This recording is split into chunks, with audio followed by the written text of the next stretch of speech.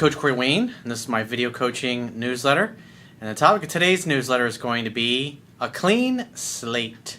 Well, I've got an email here from a guy who spent the past 7 years in the Army as a combat medic. He's done 2 combat tours in Afghanistan, and his therapist was the one who actually turned him on to my work. He said he was also recently diagnosed with PTSD, and so he's only been following me for about a week and a half, and he just goes through some of the things that just watching my videos and reading my book has really helped him with. And what I liked about his email is that you can see there's some transition points or a transition period, I should say, that he's getting into in his life. And every single person watching this is gonna, at some point in their lives, go through a major transition, whether it's a career change or a breakup ends and a relationship ends, obviously, or you get to a place in your life and you realize that you don't have the same internal enthusiasm for your life as it is today that you used to have. Now, the average person, most people that we're all gonna encounter in our daily lives, they're just trying to get through the work week, through Monday through Friday, and they don't really have a compelling vision or purpose for their lives that they're working towards. And this is something that is absolutely essential to having a purpose and a mission, whether you're a man or a woman. I mean, it could be just raising great kids and having a great family. The point being is that you got to have a reason for getting up in the morning every day. You got to have something that's really compelling, and you got to have compelling reasons why you want it. Otherwise, it's going to be impossible to meet your 6 basic human needs, and that's going to have a real negative impact on your ability to be happy and enjoy your life. And if you're not happy and you're not enjoying your life, it's going to be next to impossible if you're a man to successfully attract women into your life and be able to cause them to want to stick around. Now, it doesn't mean you have to be a millionaire, you have to have all your goals achieved first, but it means that you got to have an outcome that you're trying to achieve, or a goal that you're trying to achieve, or a vision for your life that you're trying to achieve, and you have to have really emotionally compelling reasons why you want to achieve it. So I got a quote that I wrote on this topic, and there's a couple of the Instagram quotes that I've posted that I want to go through some of these as well, because they're so important on this topic for those of you that either happen to be in a transition period right now or you're thinking about it. Because no matter where you are, you're going to get to that point in your life where it could be a job, it could be a business partnership, it could be a career that you have. And with people living longer and longer lives these days, all of us are going to go through multiple different careers in our lives and having career changes. And our ability to successfully navigate those is going to have a direct impact on our ability to enjoy our lives and find meaning in them. Because when you think about it, the average person that you meet in your daily life, whether it's a customer or just somebody you pass in the street, when you look in their eyes and you look at their body language and their physiology, do they really look happy? Do they really look like they're enjoying life and having a great time? And unfortunately, most people you're going to encounter are not. So let's go through the quote, and then we'll go through this guy's email. The quote says, everyone goes through transition periods in their lives where they start to feel stuck, like their internal enthusiasm for their lives is no longer what it once was, and an internal drive starts to push us to make changes and move in a new direction. Success and happiness comes from feeling like you are making progress. Growth as a human being is an essential human need, and if you do not feel like you are growing and expanding as a person, you will feel like your life is lacking in purpose, meaning, and value. Why? Lack of growth causes the feeling that you are not making progress. In order to reach your full potential, you must always have emotionally compelling goals and dreams that you are pursuing, and emotionally compelling reasons why you want them. Without having emotionally compelling and worthwhile goals and dreams to pursue or aspire to, you will feel like your life lacks meaning, purpose, and often like it's worthless or pointless. The whole purpose of life is to enjoy it, not to simply find a way to get through it. And what I was talking about, I've talked about the 6 human needs that we all have, which are certainty, variety, love and significance, or love and connection, significance, in other words, feeling like you're important, that you matter, that your life has some meaning. The 5th need, obviously, is growth, and that's more of a spiritual type of growth, growing as a human being, learning new skills, adding value. There's lots of people that get downsized in their careers, or they're, with the way technology is advancing so fast, a career that you might be working today might be completely obsolete in 2 to 3 years. I mean, look at Uber. You got Uber, which is in the process of completely decimating and reorganizing the taxi industry. And it's a great income opportunity for people that want to be full-time or part-time drivers or just earn enough extra cash to pay for the car payment. But if you look at self-driving technology, where it's going to be 5-10 years from now, because guys like Elon Musk and other people that are in this technology say we're about 3 to 5 years away from having self-driving technology be so good that it's completely autonomous, where you'll literally click on your app in your phone and call your car towards you. And Tesla just released their master plan, and on top of that, when you're not, because most people only use their car like 4 to 5% of the time, then you can turn it into a taxi and let it go work for you and pick people up and drive them around completely autonomous. So what do you think all those people that have jobs working for Uber or Lyft or any of these other services, 5-10 years from now, when the technology advances, all those people that are driving cars, they're not going to be doing that anymore. They may have the car working for them, but those are things to consider. Think about what's going to do to the trucking industry and eventually the airline industry, where you're literally going to have, instead of having pilots on planes, they'll be completely automated and autonomous with their own, if you will, AI that's flying the plane. And then you'll have, instead of having two pilots on every plane, you might have a couple of people working a control panel someplace, managing a fleet of dozens and dozens. So it's really important that you also pay attention to technology and what's coming down the pipeline, because it may completely disrupt an industry that you're in and earning a lucrative career. I mean, you look at technology that's coming along for farming and things of that nature. I mean, you're going to see massive disruptions. So as a self-reliant human being, you need to be looking at those things that may potentially impact your business or your career or your job down the road. And your ability to continue to earn a high level amount of income is directly proportional to your ability to obtain new skills, develop talents that you may have, because earning money is a direct reflection based upon the value that you can add as a person to any particular industry. And back to the 6 human needs, the 6th need is contribution. In other words, contributing to other people's lives, helping other people's lives or enriching their lives in some way, shape, or form actually meets all the other 5 human needs. So this is something that we have to be very cognizant of. Like I said, for those people that have kind of hit the wall, or the internal enthusiasm is gone, or maybe you achieved all the goals on your list like I did when I was 31 years old. All the goals that I set when I was 18, I achieved them all by the time I was 31, 32 years old. And then it's like, what do you do? It's like, what did the guys do that went to the moon? It's like, how do you top that?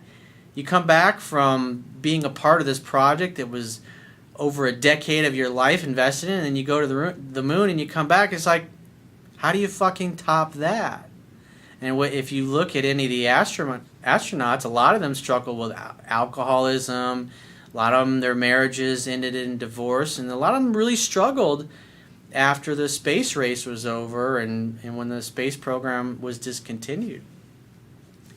So all of us, in some way, shape, or form, we're going to encounter this at some point in our lives. And you got to be flexible, you got to be willing to learn new things, and you got to be willing to go pursue something different when the internal enthusiasm is gone, because you can't just sit there and say, I'm going to continue to do this job for my whole entire life. I mean, our grandparents and our great-grandparents, the days of going and working for a company and spending your whole life and retiring, those days are gone. I mean, if you look at how many companies come and go every 5 to 10 years, I mean, it's amazing. And as technology advances, it's only going to get quicker.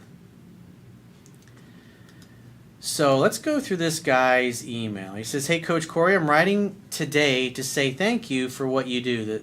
The subject says it all with no exaggeration. Your videos were recommended to me by my therapist, who I've only been seeing for a short time after years of struggling with what I did not know until recently was PTSD. But there was more and more. My therapist, who was also a Vietnam War veteran, saw it. 1 week ago today, I watched the first video, and I haven't stopped since. 4 days ago, I bought your book, and I just finished my first of many reads." Well, I see that a lot.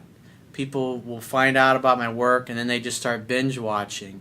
And usually within that first week or two, they go ahead and buy the book. Some people will read it for free. And for those of you that maybe watch this and you're going, I'm not really sure about this dude, you can actually read my book for free on my website. If you go to my website and subscribe to the email newsletter, you'll be able to read my book for free and apply it. And once you get to the point where you feel like this stuff is really working, it's really helping me, this guy really does know what he's talking about, then go and buy the Kindle or the iTunes or the iBook edition of it, and you can also get the Audible version of it as well. And so you don't have to invest anything other than your time to learn the best of everything that I teach. And I don't know of anybody else that is in the same kind of industry or field that I'm in that does that. And the reason I'm able to give away my best stuff for free is because I know that once you see the value, you'll come back and you'll buy books, or maybe just make a donation, or you just tell a friend. Either way, what I care about is that you get the help, that you improve your life. Because it's very satisfying to me when I get emails like this from people that are in a dark place, or they're trying to save their marriage, or they got laid for the first time, or they got their first girlfriend, or they got their girlfriend back, or their fiance back, and they're living happily ever after. And it makes all the struggle that I personally went through in my life worthwhile, because people can learn from that and not have to go through those decades of making mistakes that I went through. They can just get the Cliff Notes version, if you will, and within a short period of time be getting results that took me until my 30s, when they may only be 18, 19, 20 years old, be getting results when they're still a teenager in their early 20s, that it took me until my early 30s to really grasp and repeat on a consistent basis. I feel like I've been asleep for so long, and now I'm awake. Over the last couple of months, some very dark thoughts have been coming into my mind, and they were becoming very frequent, something that I never thought would happen to me. One thing I gotta say, I gotta commend you for the fact that you went out and got yourself a therapist, and especially one who was a Vietnam veteran. Because someone like that, he's already been through it. He's been through those combat experiences. He's gotten over it, and he's able to help guys like you that are, when you compare yourself to a veteran like him, he's had many decades of living with this, and you're learning to live with the things that you saw over there the rest of your life. And it's a traumatic thing. I mean, when you see, like anybody that's been to war, to see the things that they see and to come back and try to explain those kinds of things to people, it's you might as well be coming from another planet, because the average person, they don't get it.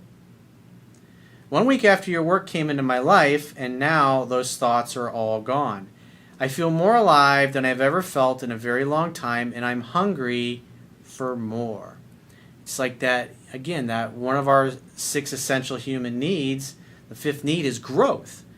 And what's great is that now you're in that period where you're hungry, you want that knowledge. And not only when you want that knowledge, you get it, and then you got to go out there, obviously, and apply it. You have to take action. I plan to book some email coaching in the future once I reestablish myself and I'm in a better position financially, but I thought I would say thanks and tell you a little bit about my situation as the start of another future success story that your work has inspired. I'm a 32-year-old man, and I've been on active duty Army combat medic for almost 7 years. Thank you for your service, by the way. I joined the Army later in life than most after I lost my passion for the business that I started that was reasonably successful, original, pays the bills, and then some. So this guy had some life success, because most people when they go in the Army, they're kids, they're teenagers, or they're right out of college or whatever. And this guy already had a successful business, and he decided he wanted to go serve. And like if you listen to me talk, I've gone through so many transitions. I mean, my background is construction. I'm a builder. I have an engineering background. And if you had told me at 18 that I'd be a life coach when I'm 46, I was like, first thing I would have said is, what the hell is a life coach? And that would have just been something that wouldn't have computed back then. But when I look at my engineering background and how learning to build and take things apart and schedule things and plan things carefully, that actually became a real significant tool that enabled me to learn all the things that I learned, because I approached life problems or success problems or relationship problems or business problems from that perspective of learning from successful people and then breaking down what are the behaviors, what are the beliefs that are enabling them to achieve these amazing results, and then systematize it in a way that I could actually explain it to people, and they not only could learn from it, but could go out and get the same kind of results that I got. That's the true hallmark of a great teacher. And as the late, great Vince Lombardi said, coaching is teaching. I was just reading an article today about Bill Belichick. And I think he's been 17 years now. He's been the coach of the Patriots. He's been in the NFL as a coach for 42 years of his life. It's like, what keeps a guy? The guy's got 4 Super Bowl rings with the Patriots and 2 Super Bowl rings as the defensive coordinator for the New York Giants. And he's in his 60s. Like, at this point in his life, why does he keep doing it? Why isn't he just sitting on the beach or going out in his boat or fishing or whatever? I mean, he does those things, but it's like, what keeps a guy like that coming back? And the number one most important thing to Coach Bill Belichick is he fucking loves football. He absolutely has a passion for it. And even at this stage in his life, I was just reading about he's working with some rookies on helping them when they're getting blocked from the offense, getting off that block, just by focusing on simple things of where you place your hand on the guy that is blocking you so you can discard him, get off the block, and get into the backfield and sack the quarterback or the runner or whoever happens to have the ball. And you can just see the passion and the love of the game in just teaching those kind of fundamentals. It's not like you learn those fundamentals, then you teach them to a few guys and you never look at it again. As a coach, you're constantly focused on fundamentals because you constantly have new people. Like for me in my business, there's people that are going to watch this video right now. They're not going to see this video for years. And then this might be the first video that they see, and that introduces them to my work. And it's really cool, but at the end of the day, coaching is teaching the things that I know to other people so they can go improve their lives and then go out and impact the lives of everybody else that they encounter. But I was bored with it and felt the need to do something that I always thought would be the adventure of a lifetime, and I wanted to serve my country like every man in my family back to World War I. I loved it from day one and was very good at being a soldier. So what's interesting about that, I had a couple other Steve Jobs two quotes that I want to go over. And these are on my Instagram for those of you that haven't seen them yet. And this was one from, I believe it was from his biography. And if you haven't listened to it yet or read it yet, I highly recommend that you get the Steve Jobs biography, because you have one of the most brilliant billionaires in the history of business put everything he's learned in his whole life down in this book, the most important things, the differences that make the difference. And here's one of them. And this is where he talks about getting fired from Apple, because in the early 80s, Steve Jobs got fired from Apple when Apple was one of the most successful upcoming companies in the world, and he was worth about $100 million back in the 80s, and he got fired from the company that he started. And the guy that he hired to be the CEO, that he talked out of leaving Pepsi to come be the CEO of Apple, was the guy that fucking fired him. It's like, how do you like that? He says, and this is what he said about that time period. He said, getting fired from Apple was the best thing that could have ever happened to me. The heaviness of being successful was replaced by the lightness of being a beginner again, less sure about everything. It freed me to enter one of the most creative periods of my life. And so he got fired in the mid-'80s, and he didn't come back to Apple until 1996. And Apple was literally about 90 days away from being completely bankrupt, running out of money, and going out of business. And he didn't do it for the money. He did it because he believed in the vision of Apple, and he wanted to make the company great again. But when he got fired and booted out of Apple, obviously he was very hurt by that, and then he went out and he started another computer company called Next Computer. And this operating software that he developed with this computer company, once he came back to Apple, he merged the two, and that actually became the operating system that all of us know and love today. That was also the forerunner to the iOS system, which is on all the smartphone devices. And on top of that, he got involved with Pixar Pictures, which he bought from George Lucas for, I think it was about $5 million. He bought Pixar, this animation software, and it took him about 7-8 years to figure out what to do with it. And he literally had invested $50 million of the $100 million that he had when he left Apple, half of his net worth, in this company that still hadn't made any money because they didn't know what to do with this incredible animation software. Then eventually he came up with the idea to get him and his team to get together with Disney and make great animated movies. And then in 1995, that's when Toy Story came out. And then 3 weeks after Toy Story premiered in the theaters, they had an IPO for Pixar. And when Steve sold Pixar to Disney, I think it was like $6 or $7 billion company. Not bad. But most people would have given up. And so here's another quote. This is one of my favorite ones, and I've talked about this one in the past, but here's the exact quote. And this is something that all of us should be doing. He said, "When I was 17, I read a quote that went something like, 'If you live each day as if it was your last, someday you'll most certainly be right.' It made an impression on me, and since then, for the past 33 years, I have looked in the mirror every morning and asked myself, if today were the last day of my life, would I want to do what I'm about to do today? And whenever the answer has been no for too many days in a row, I know I need to change something." Now, most people, when they experience that feeling, they just go, you know what? I'm just getting cold feet, or, I'm just having an off day. And they make excuses, and they tell them their story. Oh, it's not a big deal. Oh, it'll just pass. I'm just going through a phase. And that phase turns into years and years of their life until it gets to the point where they lose hope and they give up and they don't even try anymore. And they literally got one foot in the grave.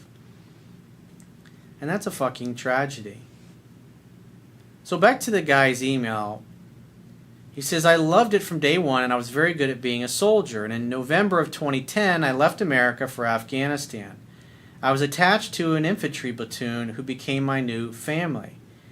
In a year, I saw and did things that I won't go into at this time, but I will say that I didn't think human beings were truly capable of such horrific things until it happened before my eyes. I met my wife of 4 years on a dating website during that time, and we became pen pals with a promise to meet when I returned home." So another interesting thing, just a side note, that woman gave you, who eventually became his wife, it was a compelling reason to get home safely. Whether you realize it or not, it gives you a reason to come back. And those are those kinds of things when you're about to roll off base in the morning, you make sure your windshield's clean, your gun's clean, because the guys that are looking to attack troops, they're looking for the guys with the dirty windshields, the guys that are bullshitting, the guys that aren't paying attention, the guys that are doodling on their smartphones. Those are the guys that get attacked. It's the same reason that why criminals go after the old ladies or the old people or the defenseless women or the children, because they go after the people that are going to give them the highest probability of being to get away with their crime. And you see the same shit in war. She was not physically my usual type, but she was driven, motivated, confident, and by far the smartest woman I've ever met, who was nearly finished with nursing school. All things I found sexy as they were new to me. We married after dating only 8 months. Yes, I know. But I never felt the way I did.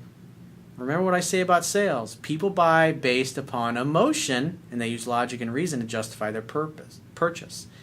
So in most cases, the infatuation period lasts between 6 months to a year in most cases. So you figure after 8 months, and especially all that time away, emotions are really high, and then you talk yourself into it.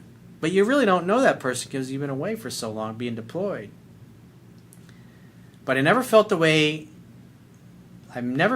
way, and she was hooked on me as I was seemingly a happy and centered man back then. Looking back, it was not the real case. I was just happy that I was alive and my priorities in life had changed. You had a compelling reason to come home, obviously her. I wanted a family and something I didn't care about before war. Yeah, when you see all that death and destruction, I mean, it really, everybody I know, all my family members and friends that have been in combat, it's like it really sharpens the sentences. It really sharpens, what is the point of all this life?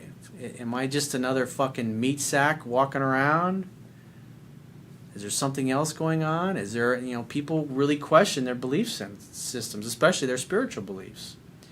Things fell apart slowly, and I deployed again to Afghanistan in 2013, during which time my wife may have had an affair with my neighbor. I never got sure evidence, as a different neighbor who was my friend and didn't deploy with us kept an eye out, saying he saw them together often, took a picture, but said he never saw a kiss or anything he could offer as sure proof. Though after I told her a friendship with any man was not okay while I was gone, she lied to me over and over about the friendship with this man being over, and I caught her in those lies 3 times from 8,000 miles away, thanks to my buddy who truly honored the soldier's creed. Well, thank your buddy for that, because he sounds like a true fucking friend who was looking out for you. In summary, I became a weak, spineless bitch and blamed my experiences in combat, blamed my wife and everything else but myself until now. And while I still have 2 years of active duty left, I can begin building a business I'm truly passionate about now and focus on numero uno, which is me, which is what you need to do. Get back to being that awesome, interesting, fun guy that you were, that your wife fell in love with.